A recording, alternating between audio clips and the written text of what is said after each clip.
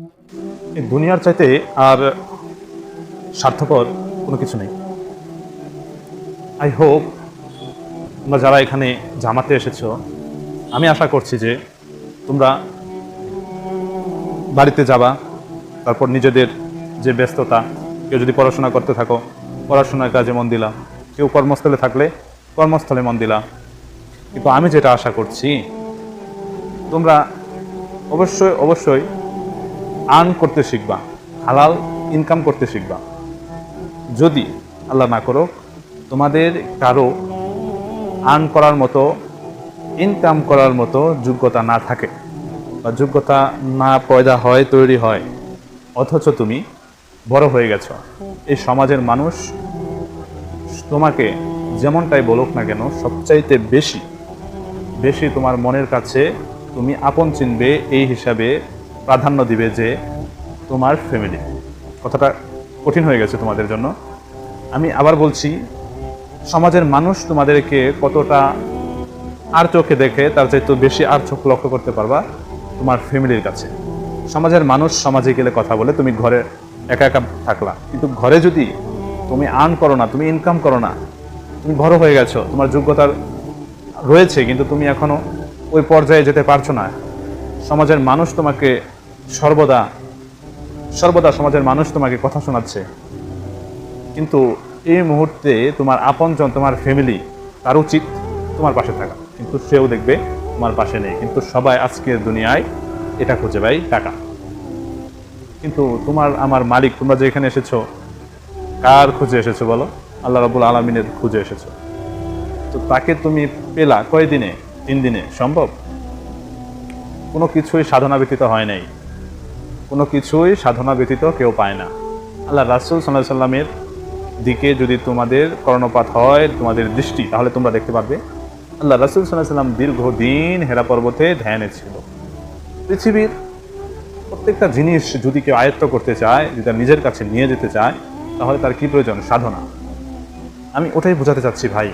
3 দিনের জামাতে আসলা, আবার এখান থেকে চলে যাওয়া, যে ফাইনাল তোমরা আবার তোমাদের নিজেদের কর্মস্থল, নিজেদের জায়গা, নিজেদের ব্যস্ততায় আটকে থাকলা, আর কখনো ব্যাক করলা না, ভাই হবে না তো ভাই। 3 দিনের জামাতে এসে কি শিখলা ভাই?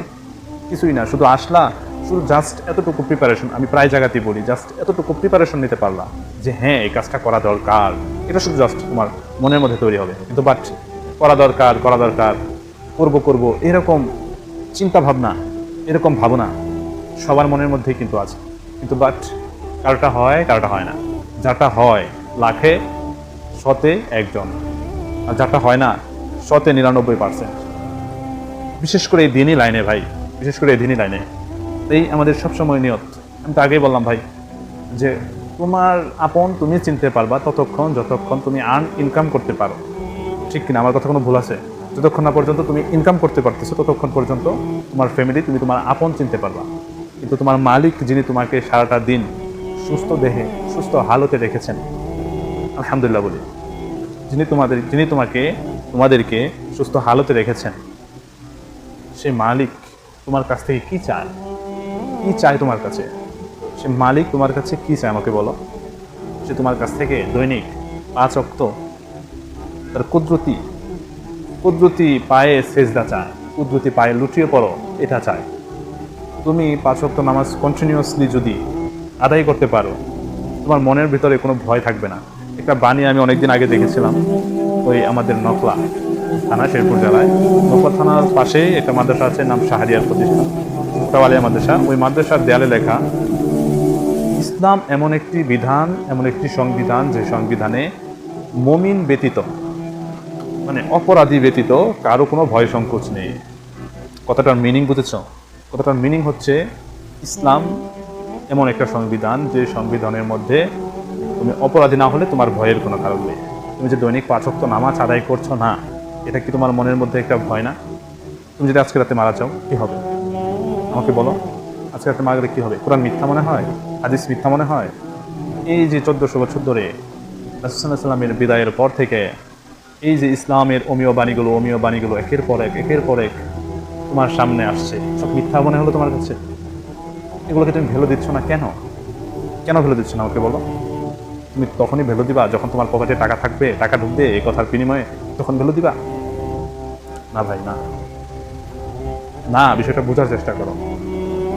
তুমি এটাকে রিয়েলিটি শো মনে করো। রিয়েলিটি শো বুঝো? Live show, live show. তুমি এটাকে লাইভ শো মনে করো। তুমি যা করছো আল্লাহ রাব্বুল আলামিন সরাসরি দেখছেন। মানুষ মরে কেন ভাই? মরে কেন? জীবিত হয়েছে বুঝলাম, প্রাকৃতিক কারণে জীবিত হয়েছে। তোমাদের পৃথিবীতে যারা নাস্তিক তাদের কথা আমি বলছি, যারা নাস্তিক, যারা মনে করে আল্লাহ নেই, আমি তাদেরকে প্রশ্ন করবো, ভাই মানুষ মরে কেন তাহলে? দুনিয়াতে আসলে মরে কেন? তোমার কাছে মনে হয় না এটা একটা পূর্ণাঙ্গ একটা বিধান, পূর্ণাঙ্গ একটা চক্র মনে হয় না? সেই চুক্তি থেকে আসলা, কিশোর হলো, যুবক হলা, তারপরে পৌরত্ব আসবে, বয়োজ্যেষ্ঠ হবে, নাতি হবে, মারা যাবে। এটা একটা চক্র, সার্কেল মনে হয় না? তো যারা নাস্তিক ওরা কীভাবে বলে যে কিছু নেই? আমার মাথায় ধরে না। এই হাতটা দেখে তো বুঝতে পারো এটা একটা কি। এটা যদি এভাবে থাকে এটাকে কি বোঝানো হয়? এটা হচ্ছে ওই যে মাটি খনন করে না বেকু, তারা এটা কোথা থেকে শিখলো হাতের মতো করে তুলতে হয়? এটার তো কারিগর আছে, তুমি বিশ্বাস করো। তাহলে তাহলে ভাই তাহলে ভাই তুমি এটা কেন বিশ্বাস করো না? তোমার এই হাতটাকে কে সৃষ্টি করে দিল? এই সৃষ্টিটা কে করলো? কে?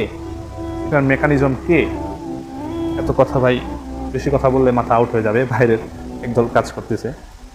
তোমরা এখানে আসছো 3 দিনের জন্য। আমি অনেকগুলো মসজিদে গিয়েছি, যে মসজিদে আমি বয়ান দিয়েছি। আর এক কথায় বারবার বলেছি, বাইরে একদল কাজ করছে, তারা কাজ করছে, তাদের জন্য তোমরা এখান থেকে দোয়া করবা। কোনো রকম আমল যেন না ছুটে যায়, ওই পায়তারায় থাকবা। কারা কারা ফোন নিয়ে এসেছো? যারা যারা ফোন নিয়ে এসেছো, 3 দিনের জন্য ফোনটাকে একটু রেস্ট দাও। মনে করো এটা তোমার কাছে আছে, রেস্ট দিচ্ছ তুমি। না, ফোনটাকে রেস্ট না, তুমি রেস্ট নিচ্ছ তার থেকে। কথাটা বুঝতে পেরেছ? ফোনটাকে রেস্ট দাও, গুনাহ কমে যাবে এই 3 দিনে। আমলটা বাড়াও, অভ্যাসে পরিণত করো আমলটা।